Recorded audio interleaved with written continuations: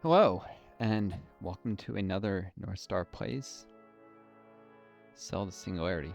That's weird. Didn't quite bud out a little. Shoot. I didn't manage to log back in. I got pushed out of the top 250. Well, an exploration. Happens, I suppose. It's unfortunate. I spent a good bit of Darwinium on that chapter. But life's been stressful. Health hasn't been amazing with my long COVID. Sometimes I get bouts of real low energy. It's tough. I have a lot of things to balance. I'm trying to follow up on connections to try and get out of the country soon.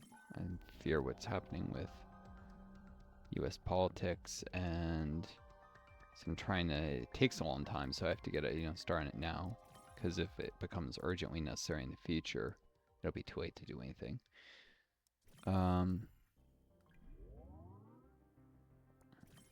Trying to use connections to find good immigration lawyers and see if there's maybe a family overseas who can sponsor me. Excuse me, or anything else, anything at all that can give me advantage in trying to emigrate from the country to Europe, preferably to a country that's welcoming disabled people, and not too underdeveloped. Sweden and Spain make the top of the list for places they're most welcome to disabled, apparently. So, disabled immigrants. So it's likely Sweden, but I don't know. I have reasons why I might prefer France or Belgium. In terms of other family members being more melted, maybe moving there lately, and I'm not just thinking myself. Personally, I'd probably actually be happiest in Sweden, but if I have these family members who are reluctant to leave the country and they really should consider doing so, like them to feel more willing to maybe do it if things get really bad in the future and if they're able to join me later. We'll see what happens.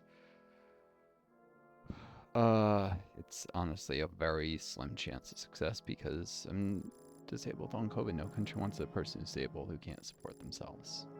And this YouTube channel is not big enough to monetize yet, and even once it is, it's gonna be a while till it makes enough ad money if I keep growing it. If it manages to keep growing enough ad money to support myself, hopefully, so I can survive. It doesn't help the U.S. government is screwing me out of Social Security disability insurance because of an exemption that was added in the 90s to a bunch of different job types paying the payroll tax. And, as a young person, I had no idea there was this whole system of jobs. You had to earn a certain number of work credits, and only jobs that counted paid in the payroll tax counted. And so I had no idea that the work I was doing for my university wasn't counting, was screwing me over. And, I wasn't planning on becoming disabled. It was not a thing that a 20-something is like, oh, what if I become disabled? Maybe I shouldn't take this job and look for a better one that does pay in the payroll tax because it's not from my university. No 20-something thinks that. And if a person can't reasonably be expected to, plan around something and it screws them like that, then it is not a just system. I don't care what anyone says. That is not justice.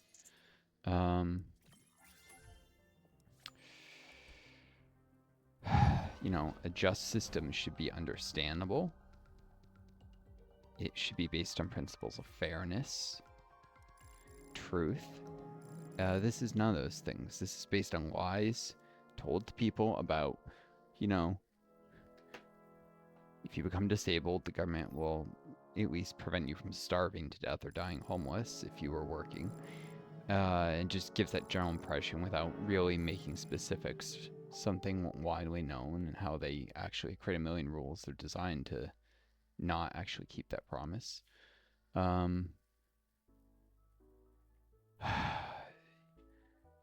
Young people are encouraged to believe America is this great land of opportunity, and of course, indoctrinated to think that nothing like that will ever happen to them anyways. And there's subtle biases that make people think that somehow disabled people are lazy or stupid or they're faking. There's a lot of that pushed in society. I've met people who've claimed, oh, long COVID is really just laziness. There's no such disease, which is bullshit. It's very well proven. I have a background in biology, so I know how to read the scientific literature, and I read that it's very, very, very, very, very, very much uh, consensus that in the scientific community that long COVID is a real disease. Anyone who's done any research on a subject, who's a researcher, heck, has even read the articles, can be absolutely certain it's real. Um, there's some people who may be getting misdiagnosed with it when there's something else that's making them sick. Sure. Um, although the push towards a blood test is, I think, more likely so the government can try and gaslight some people. They won't want a test that has a low rate of false negatives. That's where someone actually is sick with disease and a test incorrectly says they aren't. Otherwise, they'd be putting more funding into a test that came out that had an extremely low false negative rate, but a somewhat high false positive rate. Like 7% of the time, someone's not sick. It'll say with long COVID, it'll say they have it, but less than 1% of the time, if they have it, will say they don't. Instead, the government's tending towards a different test with a much, much, much higher false negative rate and always slightly lower false positive rate, because what they want is a test that they can use to there may be also an issue with the cost of the test itself. I don't know, but it's hard to get good estimates of what something really costs. What's in the early stages of research. The government really wants something they can use to fuck people over and make an excuse not to help them. But even that's the people who they can't screw on something like the work credit system. They'll try and screw them on that. I'm getting screwed in the work credit system because they're saying I'm 2 work credits shy because some of the jobs I did don't count apparently. Enough of them don't count that even though I was working all these jobs, somehow I didn't earn enough work credits because, and I spent a lot of time in grad school. But I was working grad school just before the university, and that didn't count apparently.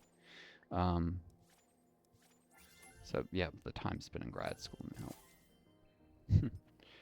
Anyways, so yeah, that's what's going on. I'm trying to balance following up on that, and I've got some paperwork to do with the stupid SSI office because, well, the SSDI is screwing me. SSI is just dragging me through a really long paperwork process that I haven't had the energy capable with. I suspect they'll try and say, oh, well, you didn't submit this in this form, so we're going to. Yeah, it's like I have very low energy. The forms are long and really complicated. It's hard for me to make sure that I didn't screw something up to have the energy to read something that carefully. And it's very confusingly worded, and that's probably intentional. And while long COVID is not like a state of depression, and at times I probably have to not depress, but have to take care of my mental health to make sure I don't have to take some time for myself. Which, a healthy person, I'd have plenty of time, but with my long COVID, I only get a few hours. Many days, I only get like 2 or 3 hours of aware alertness, and if I'm spending recording, I'm not. Sometimes I have to take a day off and just, mental health day from the recording, because just time to rest a little more, or to meditate, or watch a comedy to try and lighten my mood, and I'm spending time on this because I have no faith that the government, even if I jump through one of their hoops of society, will actually know for certain. They pretty much already told me, even if the SSDI, they didn't process the medical clearance because of the work credit thing. They just stop at that point. The SSI still, even if they approve the medical clearance, they've already told me they won't give me SSI because I have too much in assets. I'm too rich for SSI, which is ridiculous. I'm not rich at all. Just you have to have less than $2,000 to your name, and having massive amounts of debt or student loan debt are not disqualifying apparently. So if you have like $3,000 in your bank account but you have $1 million in debt, you're still not eligible. Whereas someone with $2,000 in their bank account, or just under 2,000, because that's the limit, and no debt, is eligible. So it's not even a reasonable set of limits. I have this massive student loan debt, and I'm sure they'll try and rule, oh, well, you're partially disabled, because if they say I'm fully disabled, they'll be obliged to forgive my student loans, full and permanent disability for more than 5 years, and they're required to forgive all your student loans. So they will probably try and rule if they acknowledge I'm disabled, say, oh, well, you can still work a little. You're only partially disabled, which is a lie. I can't work a little. I could maybe manage like 4 to 8 hours tops, probably not even 8, 4 to 6 hours of work in a week tops with my energy levels. And I would make a lot of errors and have to have a special migraine room. I would require so many accommodations. No employer would ever provide those accommodations. And I wouldn't be able to support myself with the tiny number of hours I could work. This YouTube is much better because I don't spend energy commuting. And I can take days off much easier if my long COVID is really acting on fun day. Like, an employer is not going to accept you calling off sick days all the fucking time, which is what would happen with long COVID. Because there's just so many days I would not be healthy enough to work at all. Someone who's unreliable because of illness, who makes a zillion mistakes, that nobody's going to hire that. It's not my fault that my illness doesn't allow me to be reliably available. But,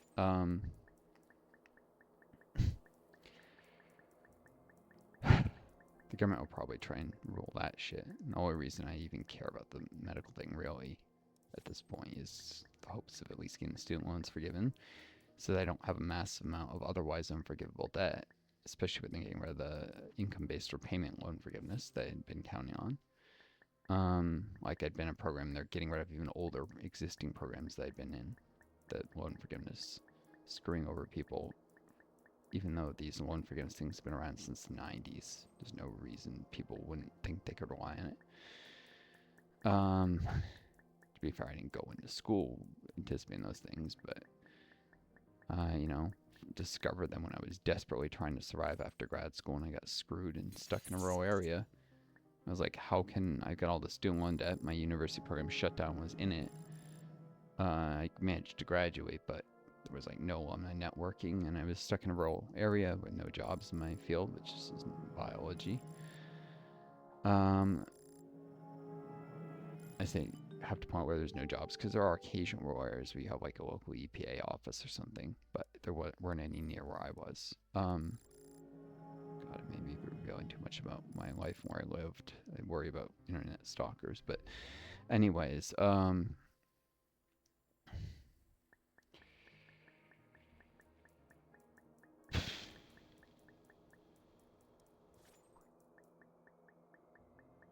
I don't know if you can hear me sighing there, just taking a deep breath.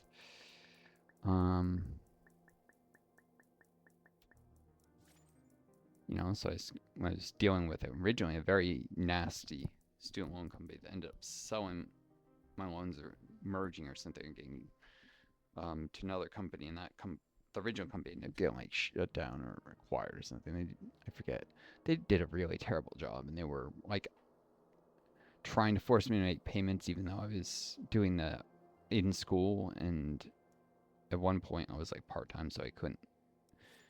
I was finishing my thesis at the very end, so it was only a part-time grad student, so I was trying, using the economic hardship deferment or whatever, or something, because I couldn't use the student one even though it was partial credit. It's not that I wasn't doing school full-time, it's that if I was writing my thesis, and if I spent all my time, I could have technically enrolled for enough credits to technically be considered full-time for it, but then I would have had to pay even more in tuition, and they weren't teaching me anything. I was spending most of my time, writing and revising my thesis, so making that only worth 1 credit or something, so it would count as a partial, not a full-time student, saved me tens of thousands of dollars in debt. But anyways, and there was a different point when my first lab shut down. I took a semester, technically, leave of absence. My lab ran out of money, shut down, no fault of my own. Professor couldn't get grants, so I took a semester where I just did research for pay. No, sorry, I'm misspeaking. My brain is getting mixed up. Sorry, no, I didn't get TA-ship after and that's why I did that. And then the lab shut down. One, I was already working for research for pay for that lab. So bad luck piled on top of bad luck. I figured out what to do, and I ended up just borrowing student loans and going back to, the classes fueled by debt, which I originally tried to avoid because I was trying not to accumulate debt. But when my grad program screwed me over, partly because I faced absolutely abusive, exploitative behavior when I was a TA.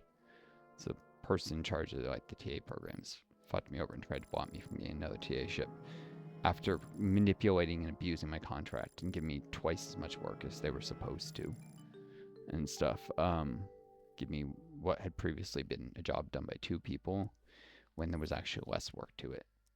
It had 2 TAs for this class before when the class size was smaller and the exams were like short answer instead of like these long essays that took way more time to grade. And they, on top of that, had me doing like a bunch of office hours. It was fucking bullshit. Designed to, and eventually there was.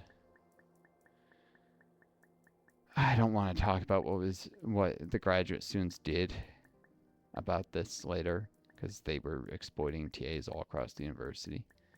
If I said that, I'd be giving away too much about where I went to school. Let's just say the grad students didn't sit down and take this. They did things to the university later, and I wasn't personally part of that, but there were other grad students who took action against the university because of their abuse of TAs and their consistent violation of contracts.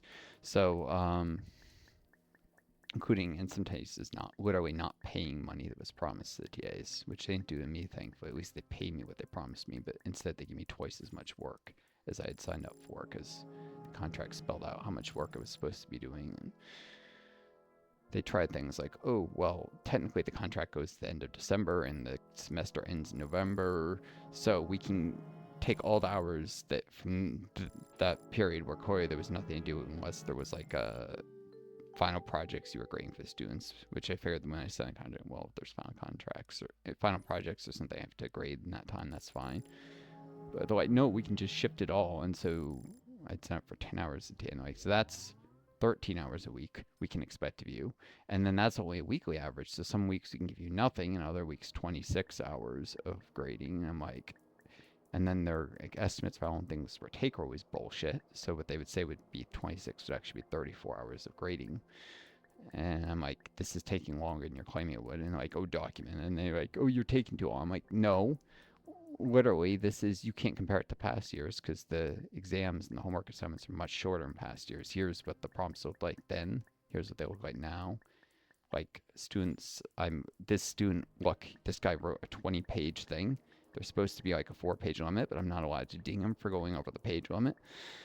I had a few prom students who did that, which, I mean, I may have gone a little over a page limit, so I was a student at times, like an undergrad, but to go like 16 pages over a 4-page limit just because there's no penalty for doing so, and you can get points if you use certain terms anywhere in your answer, is bullshit. I wasn't allowed to some of these students are just saying a bunch of bullshit. It's not technically incorrect, but they're saying as much as they can to try and get certain keywords. Can I ding them for this, or can I ding them, or sometimes they did something, can I ding them for things they say they're actually incorrect? Like, there has to be a penalty, or they're just gonna massively exceed the recommended or supposed maximum length for their answers. There has to be some penalty, because I can't grade this many 10, 20 page. Most of the ones that went over were like 10, but there was one student who would do 20 pages consistently, and then there were like 3 or 4 or 5 or 6. That was more than that who did 10 pages. It was actually probably more than a dozen out of like 90 something students. And in the past, it had been a 60 student class with 2 TAs, and that was a 90 something with 1. Yeah, and then I was treated like abusively by the people in charge of me. It wasn't bad enough that they were doing this without them massively disrespecting me and literally yelling at me and just treating me like shit. So, it was a bad experience. I didn't get a TA ship the next semester, so I went, and the research lab I'd already been in, I was working for pay, but then professor didn't get a grant she'd been counting on, and the lab shut down. And then I had nothing else to do, so I found another lab which couldn't pay me or anything. Went back to classes fueled by student loans, and had to deal with, even when I was enrolled for classes again, with the student loan company trying to make me pay payments that summer before I went back to classes, even though I was already, like, you know, in, like, planning on going back and be a full-time student in the fall, well, in my second year. And then even once I was in classes, like, they kept trying to, like, say, we didn't get this paperwork. Well, we can't see it here. It hasn't been on the clearinghouse yet. I'm like, look at the clearinghouse, and it's there. Fill this paperwork. Okay. I faxed you. I didn't get it. Fax again. Oh, we got it, but it was illegible. Fax again. Oh, well, you forgot to fill sign on this one line. Okay. And then just not return my calls when I sent it again. Like, they were just pulling every excuse to try and force me to make payments. This company, they were trying to, like, I couldn't pay payments. I had no income. I was, at that point back in, like, classes. And I was living very frugally. Any money, like, I made in the summer job and stuff, I was just putting to borrowing less than student loans. And not borrowing the max was allowed to, because the way it works, if it's covering your living expenses, you borrow a certain amount and it goes to tuition, and then the amount that's not tuition, you get, like, a refund check from the university, and that's what you use to cover, like, rent and stuff. And so, I could just budget the whole thing lower than the anticipated costs and use my savings to supplement it, and that's what I was doing. Um, Borrow less than I was allowed to borrow, which was a stupid idea in retrospect, but because if I hadn't done that, I could have graduated with way more in, like, my bank account, and then maybe I could afford to move to a big city like, say, New York City. I did have a relative around there, but they didn't let me come and stay with them. And I had other relatives near another big city, and they didn't let me stay with them. It was fucked up. People not helping or breaking their promises, but I could have just done it my own savings if I had, graduated with like 20,000 in the bank, which I could have done easily if I had borrowed more in student loans instead of like 3,000 in the bank, which was not enough, especially because there was like a month rent due for my student apartment, like literally right when I graduated. So really, it was like more like 2,400 or less. 2,250. I think it was like 750 rent, which is overpriced the student apartment. It was a shithole. But yeah. So like 2,250 is not enough to move to like New York City. You need more money than that. $2,250. Like, you can't. Back then, you could maybe cover a month's rent with that, but not a security broker fee.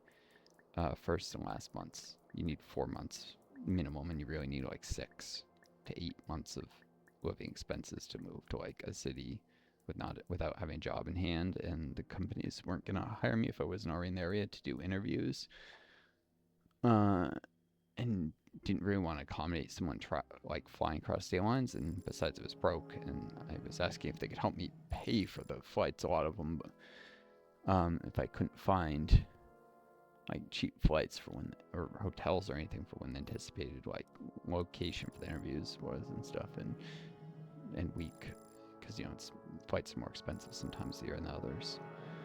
But generally I was asking for help with the cost, and they were fucking laughing at me, that just being rude. Well, I mean, not many respond, but I'm sure the others were, and like I think one company actually did laugh at me. Some very unprofessional person when I called, but they were just, it was more of a not long laugh, but still laughing at someone needing financial assistance. Like, I know that's only really for international students who have amazing qualifications that we provide that help. It's like, yeah, this is the U.S. system. It's fucked up. I mean, even many capitalist countries recognize you at least need to help fresh graduates. Like Spain used to have a program where when you finished school, they would help you move to like other jobs and actually like pay the employer to hire you for like the first 2 months or something. They called it an apprenticeship program, but it came with like a stipend for the cover your living expenses for a little while. It was like 2 to 3 months just to help young graduates get their very first job. like to have the money to do it. They still have the skills, but it would provide a financial incentive to the employer where you'd essentially be for them working for free for a couple months, and the government would be paying your living expenses for a little while. So you get, I mean, you only got one shot at that, so you could still fuck it up or have a terrible employer. But like I read up about that, where I'm like pissed. Like, why don't we have something like that in the U.S.? Everyone should get a fair shot at getting at least one decent job after out of school if there aren't jobs where they graduated, but they have an employable skill set because they said something practical. Um, shouldn't have to rely on family wealth to get settled after school. And with how expensive school is, I mean, even if you work in school, if you don't want to accumulate massive debt, you need to put that money into school. I mean, maybe I should, or otherwise, I mean, I guess you have to accumulate massive debt, but people shouldn't have to accumulate debt at the levels they do just to go to college in the U.S. And certainly, if you're working and it's not even nearly keep up with tuition, you can't expect people to graduate with a huge war chest. Many people are going to be wary of taking any more that they need to, and you're screwing people over, especially now again with the IBR programs, where they graduate and then all have these huge student loan payments they can't make. And, you know, the money borrowed, if you're borrowing $100,000 to go to college, you're not really paying back $100,000, you're paying like $200 and $300 with like interest in the fact that you're not paying the money all back at once. There's costs of borrowing, and those costs get really higher the more you borrow, because you end up having to find ways to like pay the money back over a longer time. The IBR programs would limit payments to like 15% of your discretionary income, and if you hadn't paid back the original ones, if you haven't paid back in 25 years, everything be forgiven. And then that was the newer ones that were added later, like in the early 2000s, that would after 20 years it'd be forgiven. And those have been around forever. The 90s, 25 years, and the like early 2000s, I think it was. Maybe it was 2008 or 10. Maybe it was later than that, but the 20-year instead of 25-year. And, you know, now the right-wing judges Trump has appointed and his shitbags have come after that and are getting it ruled, like, and far-right think tanks, like a lawsuit, basically. They're getting it ruled illegal and disbanding that so that there's not any loan forgiveness on the income-based repayment plans. It's fucked up.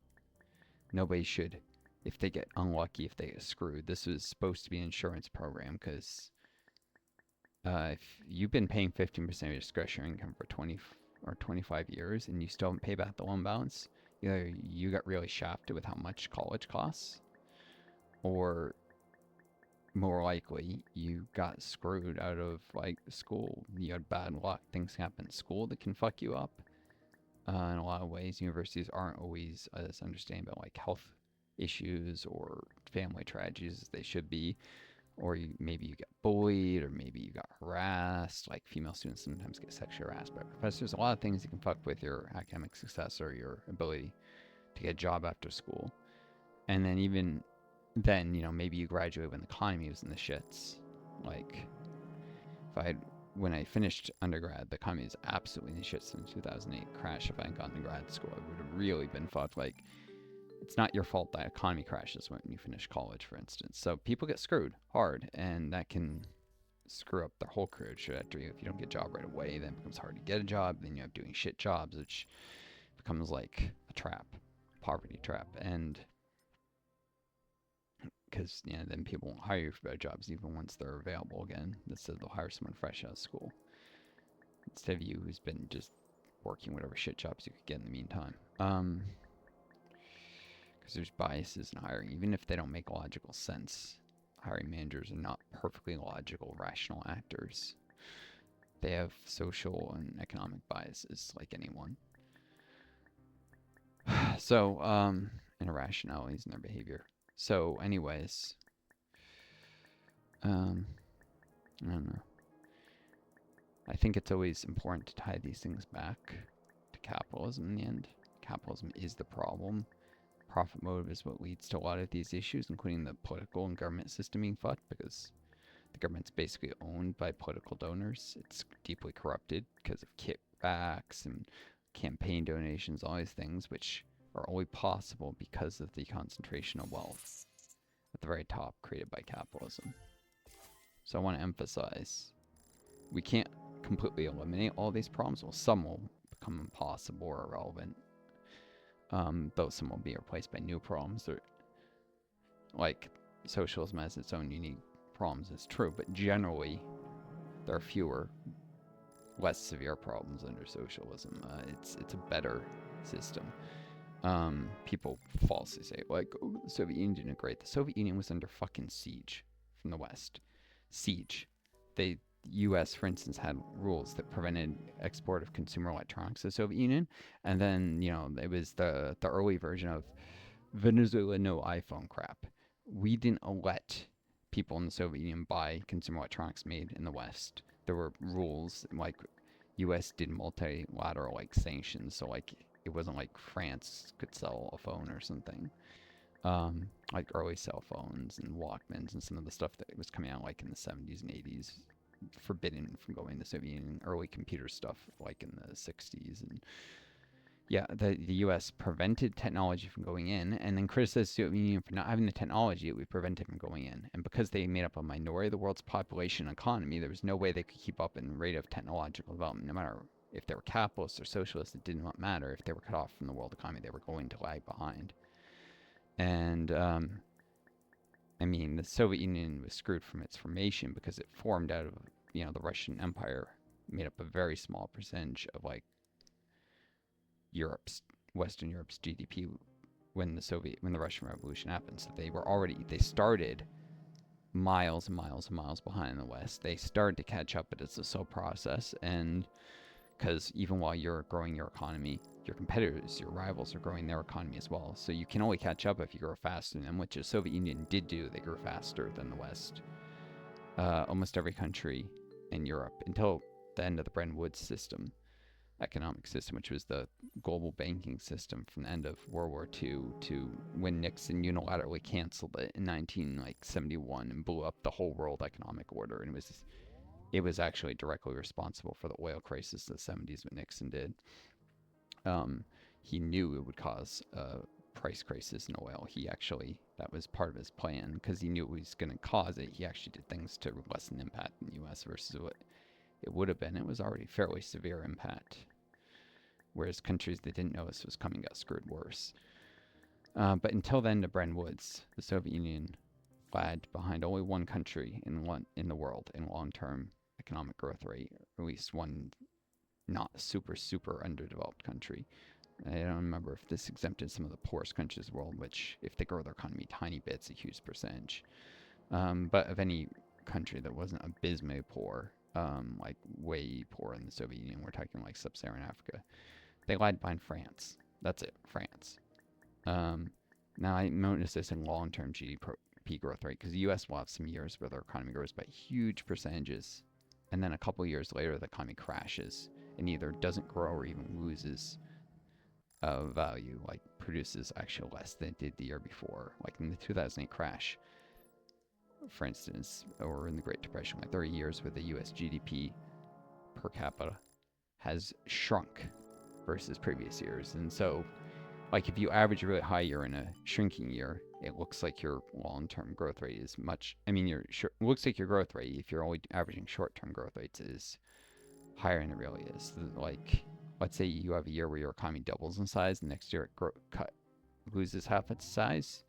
At the end of 2 years, your economy is exactly the same size as the beginning, but if you average those two short-term growth rates, you get an average GDP growth rate of plus 25%. Your economy did not grow at plus 25%, it grew 0%. So when I say long-term growth rates, this is where economists, they take 5-year periods and average them. So like how much your economy grew in 5 years and then the next 5 years, and so average those, and you have a long-term average growth rate of 5-year periods for a 10-year period. And then when you use that method, the Soviet economy grew faster than every economy after World War II, except for France, which France had like the Soviet Union, fairly slow, consistent growth. That I mean, year to year average growth rates may not be the most impressive, but they didn't have as many like terrible crashes that would eliminate, so they actually grew faster long term than like the U.S. Um, or Western Germany or some of the other countries that supposedly were growing so fast in that time. After the end of the Bretton Woods system, fought over some countries hard and changed what systems were most equipped to do well in the new global economic order, where the U.S. could just manipulate currency exchange rates and screw over their rivals in unfair ways. It was terrible, and France didn't do as well in the new regime. Japan did.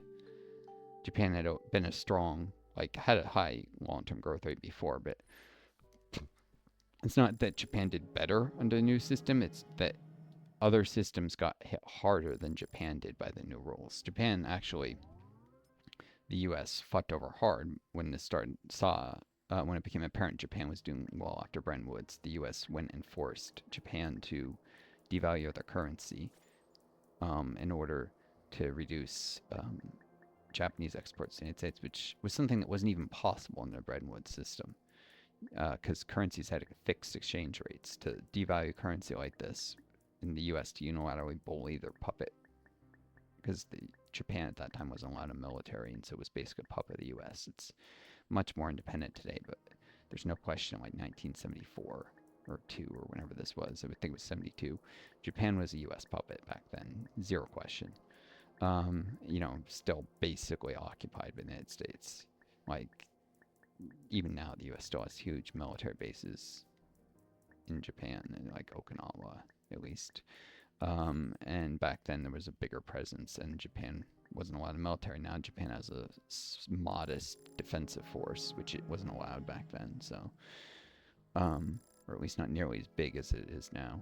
So, Japan didn't have self-defense capabilities, and as a result, it was forced to let the U.S. control its politics in a way that today they have much more independence. But because puppets, like if any of you ever played Hearthstone 4 or something, puppets can gain autonomy, can become independent countries, and countries have. There are countries that were U.S. puppets at certain times that are independent now, and there are countries that were once independent that have become puppets. Things change, but at the time Japan was a U.S. puppet. They were forced to accept a unfair trade deal that they would have never approved if they were independent, but they were forced into it. And this was only possible because Bretton Woods made these kind of unfair trade deals possible that had never been possible before, with a fixed currency exchange rate that could only be adjusted by international consensus. Something that wasn't really terribly far from there being a single world currency, which was the US dollar under Bretton Woods.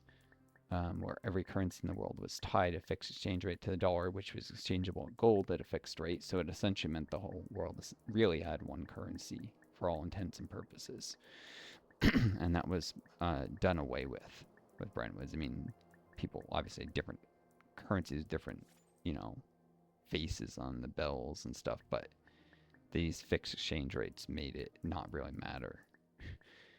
After end of Bretton Woods, countries were able to fuck with their currency exchange rates in the U.S. as still the de facto petrodollar world currency was able to essentially tax the whole world to subsidize unlimited deficit spending on mostly its military.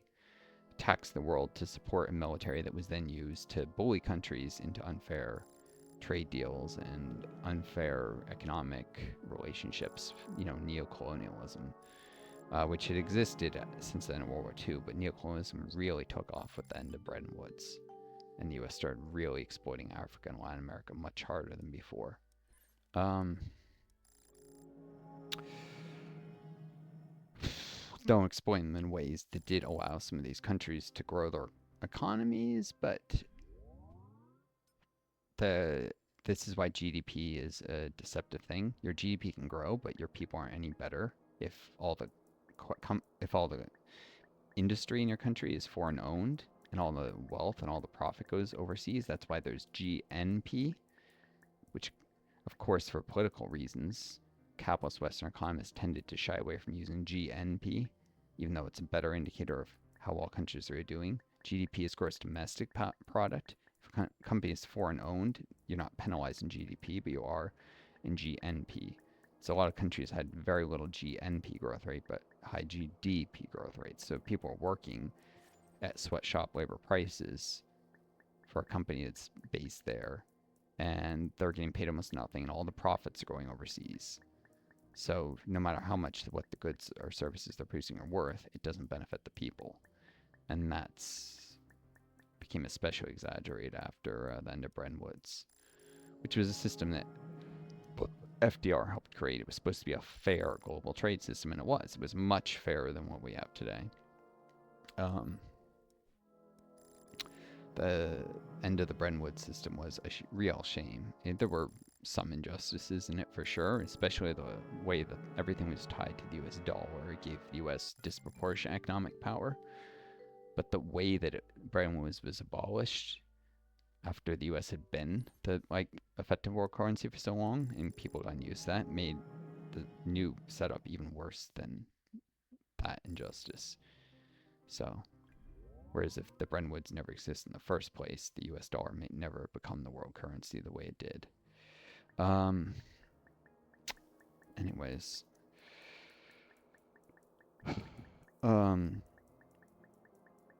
Where was I? So the Soviet Union grew faster than the US. It was catching up. But because, if the long-term GDP growth rate is 7% a year in the US, like that, so in a 5-year period, you get about 35% growth. And it's 8% a year in the Soviet Union, so you get 40% growth in that same time period.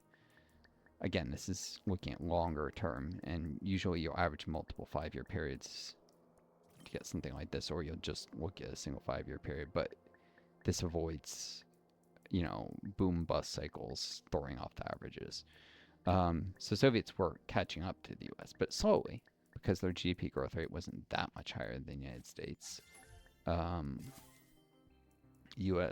Not because the Soviets weren't growing, or growing quite respectably, but because the U.S. was doing fairly well after World War II until the end of Bretton Woods. It was benefiting.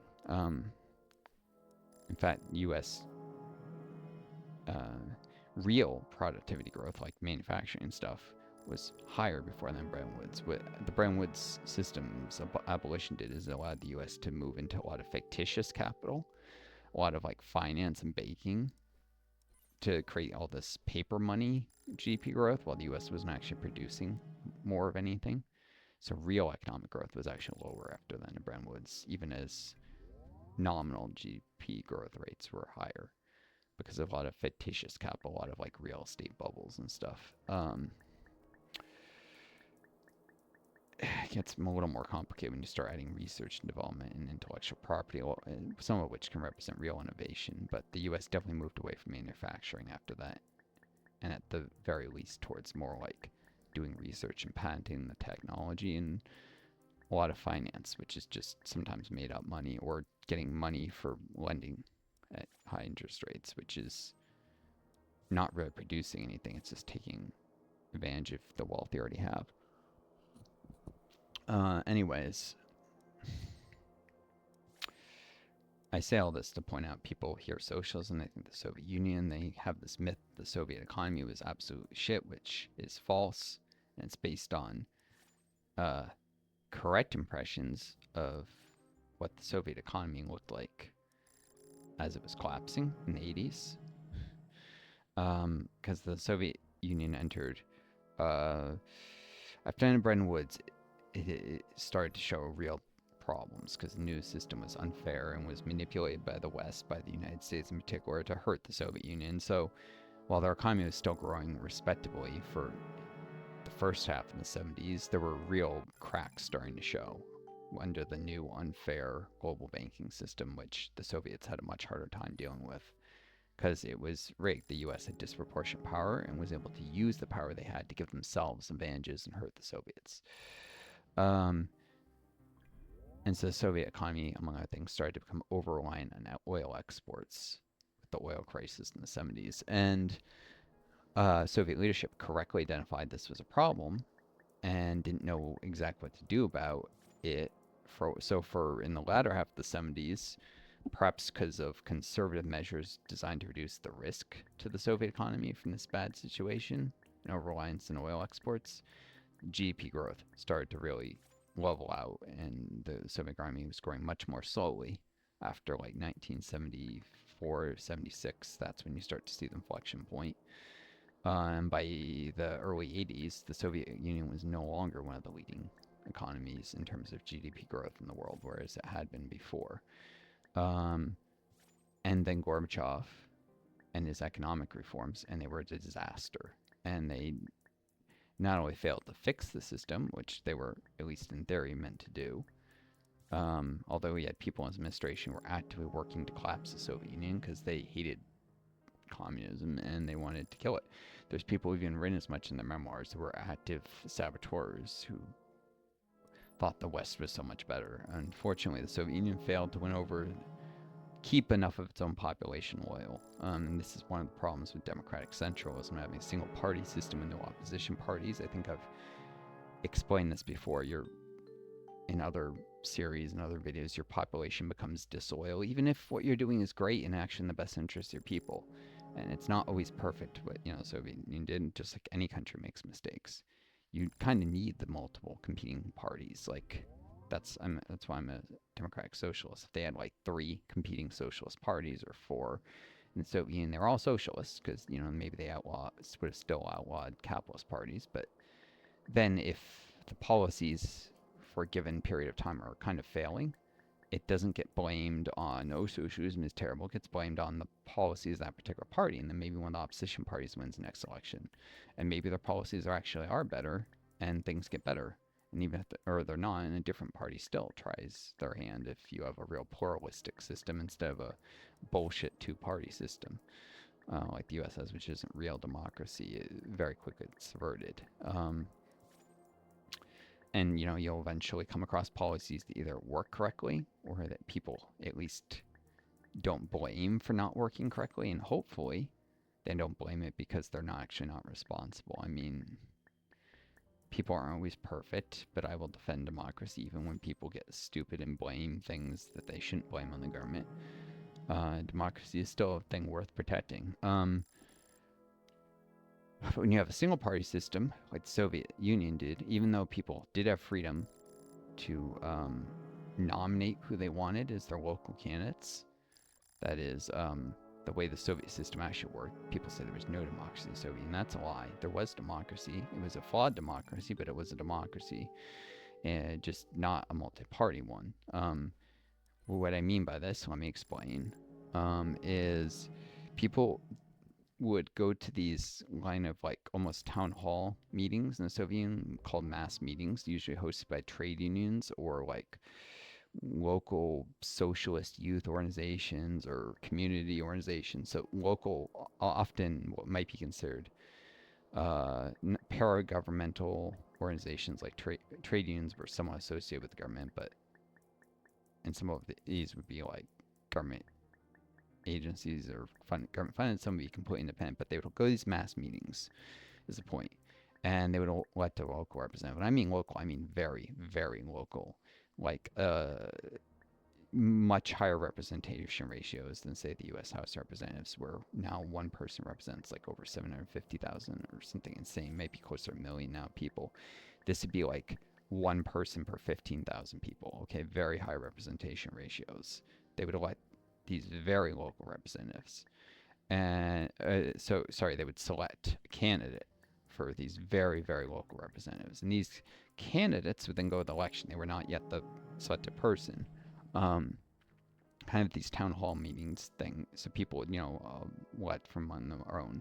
And one of the problems here is because there was a single party and the party could endorse candidates, people would sometimes line up to vote for the person who the party had endorsed, especially because one of the real problems is that there were not secret ballots for a long time. Eventually there were secret ballots, if I remember correctly. That was a reform that was eventually introduced, but for a long time, in order to like encourage debate, a lot of it was show of hands or open ballots, and that created problems with, even if people had no reason to fear, they could feel intimidated if there was like a member of the local police force there who wanted a certain candidate, and sometimes there was legitimate fuckery.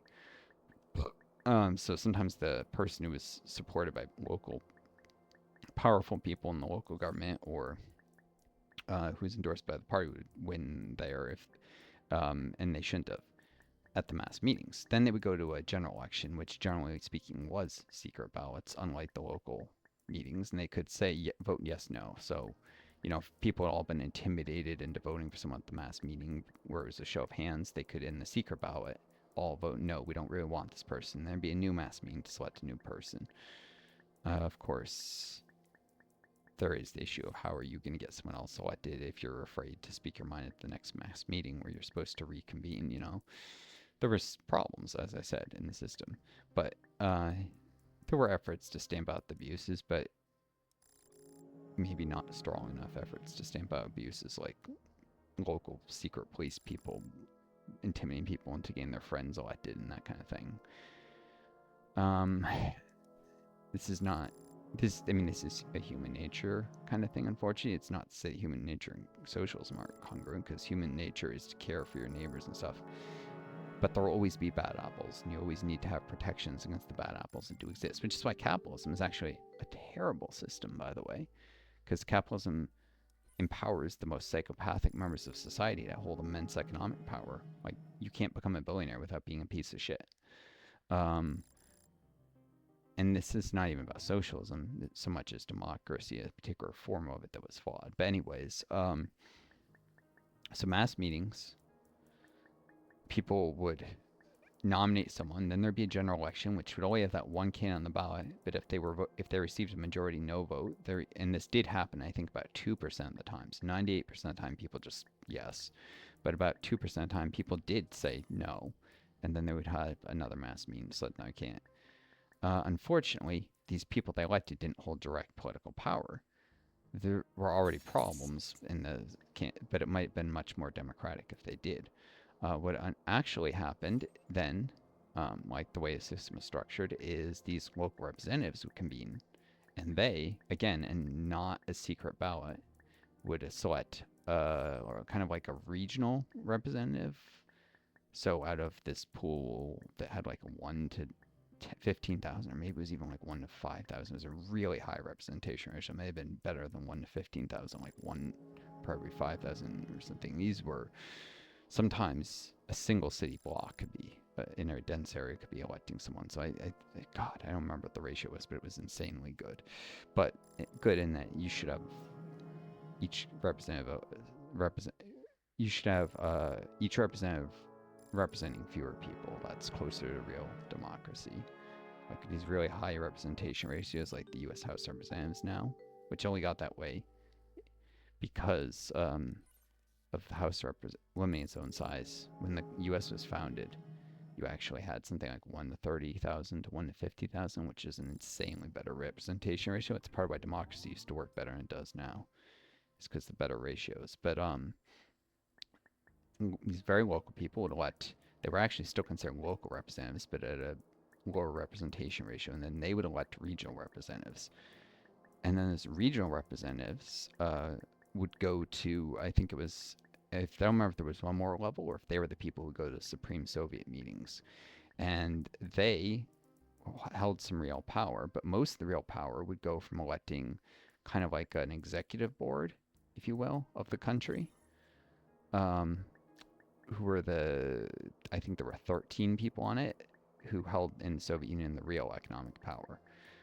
The Supreme Soviet had limited power, and some things they could overrule their executive board effectively, but most of the time it was that like Council of 13, that executive board that held the real power in the country, which included people like famously Stalin. So he was like one of 13 people, and that board of 13 would elect a chief of the council, if you will, a head councilman, and that was like what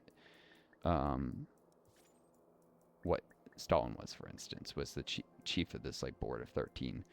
Of course, there's this myth spread by the CIA, partly even though their own documents revealed that they knew this was a lie, that Stalin was an absolute dictator. He was not. He sat on this board of 13, which CIA documents say that this like group of 13 held almost all the power in the system in the Soviet Union, but that Stalin could be and often was overruled. This council, I think it had the head of the NKVD, so the secret police. It had Stalin.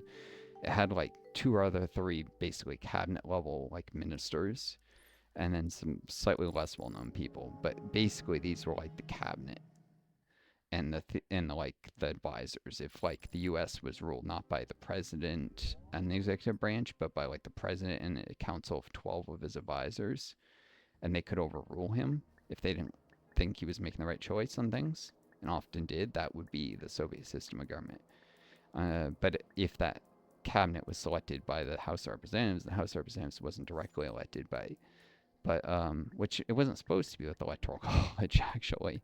Um, Oh no, that's the well, no, that's the presidency. But I thought there was God. Was there supposed to be an indirect? There was an indirect representation of representatives, but it was essentially patched out the system.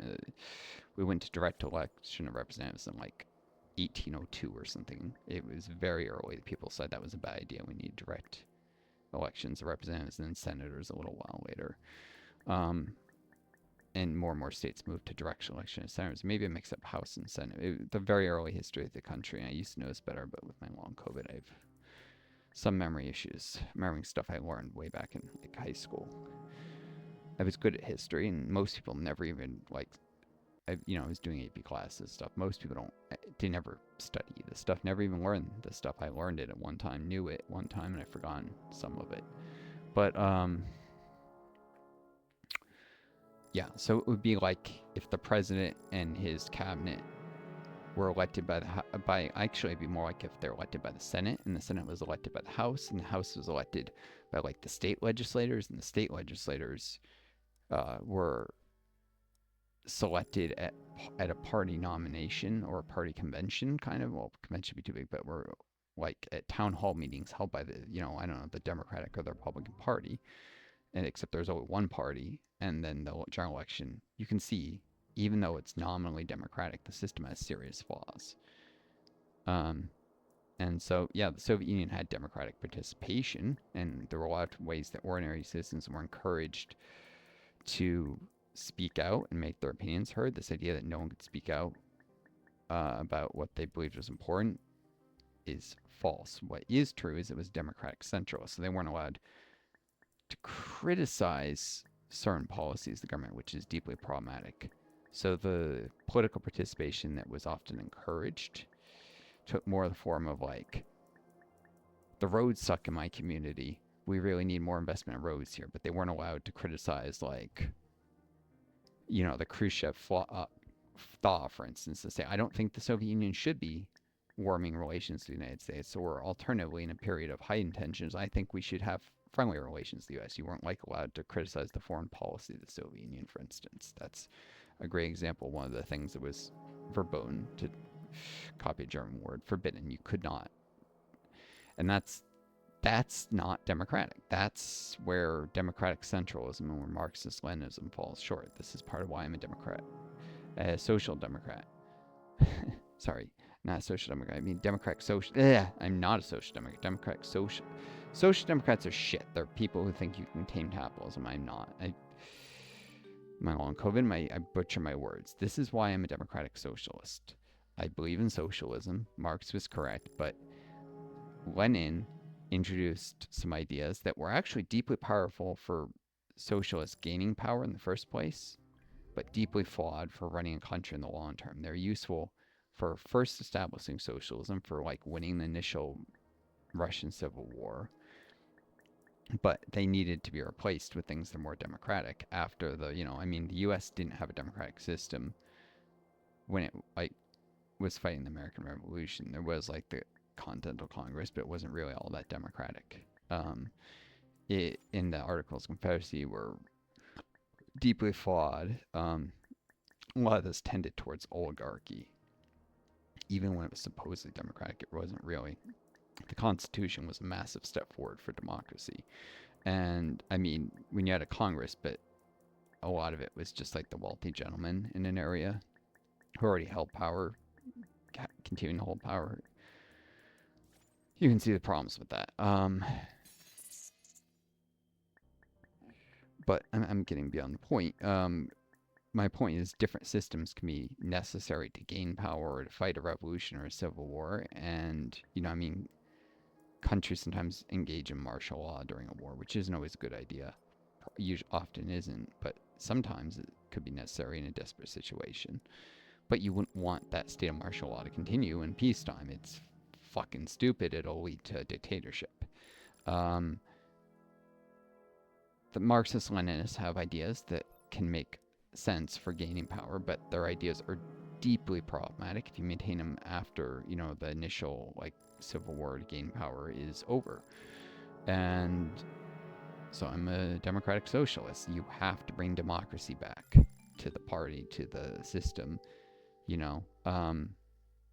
In some ways, the Trotskyites would agree with some of what I'm saying, but the Trotskyites are shitbags who unfortunately followed Trotsky, who was a cunt. Um, excuse my language, but Trotsky was not a good person and misled the Trotskyites. He let his personal pride and vendettas get in the way of any kind of really congruent theory. And he far too often worked with the West against the Soviet Union and was essentially selling out the revolution, not for the good of anyone but himself and his ego. The CIA famously worked throughout the Cold War with Trotskyites because there was still Trotskyites didn't disappear after Trotsky died. There were Trotskyites into the 60s, 70s, 80s, and the CIA used them as weapons against the Soviets. Um, Trotskyites were in many ways traitors to socialism, but that doesn't mean all their ideas are wrong. It just means they were misled. There were flaws in their ideas that led to them more easily collaborating with the West when they shouldn't have. Um, with capitalist world, we say the West, and that means somehow that capitalism and the West are synonymous, which is bullshit. You, we could have Western socialist countries. Like socialism is not incompatible with freedom or with so-called Western values or with any of that. But you gotta learn from people, even people who are generally wrong. That they're valuable insights from. If you look at the Trotskyists, the Stalinists, the Bukharinists, all the different schools of Marxist-Leninism have valuable insights, each one of which you should learn what you can. And then there are ways that the Marxist-Leninists were just wrong. You learn from it's never learn to wrong, even from the enemy, is a actually ancient Roman saying. Like Roman Empire is like we're talking 100 AD, or 100 BC even. This that's around the time of Christ. That is a important and correct statement. It's never wrong to learn, even from the enemy. Unfortunately, there's also, if you stare too long, the abyss stares back into you. So learning from really evil regimes like, say, the Nazis, which the U.S., I would argue, took too many ideas from them after World War II. And this is part of the source of the corruption of how the U.S. became this vile empire after World War II, is partly by, bringing too many Nazi, scientists in the U.S., Operation Paperclip. And some of their ideas seeping into U.S. culture and politics. The Republicans are particularly bad of taking former Nazi collaborators and using them to help win campaigns. Nixon did this. He didn't do it himself. His campaign did, and actually, when he discovered there were certain Nazi collaborators working his campaign, he actually kicked them from the campaign, to his credit. But there were members of the Republican Party who knowingly brought Nazi collaborators into Nixon's first electoral campaign. I think the one he lost, or was it because he ran once and lost, or was it the first one he won? I don't remember. To his credit, he kicked these people out when he discovered it, but there were members of his party who were more than willing to work with these people, and that says something. Some of these Nazi fascist ideas seeped into U.S. culture and politics over time. Operation Paperclip was a mistake. It was also a mistake for the Soviets to bring in Nazi scientists, but when they did it, they kept them under armed guard most of the time. It was very different. They were treated very differently than the West, and because they were treated as other and dangerous and kept under armed guard all the time, fewer of their ideas contaminated the Soviet Union than Nazi ideas contaminated the United States. Because when you keep someone under armed guard all the time, you're less likely to listen to anything they have to say. And they put them in special research facilities out in Siberia, literally, under armed guard. So they were kept separate from the rest of the population in the way that like Werner von Braun and shit were not. Um, and so some of like, von Braun carried some Nazi ideology with him, even if he wasn't a Nazi. He definitely absorbed some of that culture during the time he worked for the Third Reich. And that was deeply problematic. Werner von Braun should have sat in a prison cell at least for like a decade for his crimes. There's no way he should have been given the leniency he was. Anyways, enough. I wish you folks all the best. Take care of each other. Be kind yourselves. May you always find a guiding star to lead you home. Till next time, this is Northstar. Adieu, and best luck.